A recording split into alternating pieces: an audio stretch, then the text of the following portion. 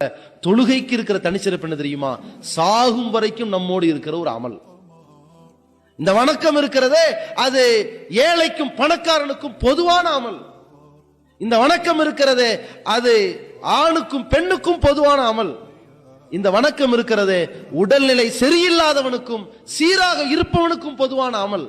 இந்த வணக்கம் உள்ளூரில் இருப்பவனுக்கும் வெளியூரில் இருப்பவனுக்கும் பொதுவான அமல். தொழுதுதான் ஆகணும். பாபுது ரப்பக்க ஹத்தா ஏத்தியக்கல் யக்கீன், சாகும் வரைக்கும். யக்கீன்னா என்னது?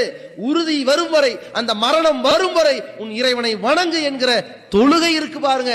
அது நம்மகிட்ட இருந்தால் அது போதும். அது எல்லா அமல்களையும் கொஞ்சம் கொஞ்சமா தக்க வைத்துக் கொண்டே இருக்கிற இந்த தொழுகை, அதில் நாம் தோழமையோடு இருக்க வேண்டும். அதுதான் நம்மை சீர்திருத்தும், நம்மை சிறந்தவனாக உருவாக்கும், சிறந்த தலைவனாக அது வார்த்தெடுக்கும். அப்படிப்பட்ட தொழுகையை ஒருவன் விட்டால், தொழுகைதான் மானக்கேடான காரியத்திலிருந்து தடுக்கக்கூடியதாக இருக்கிறது.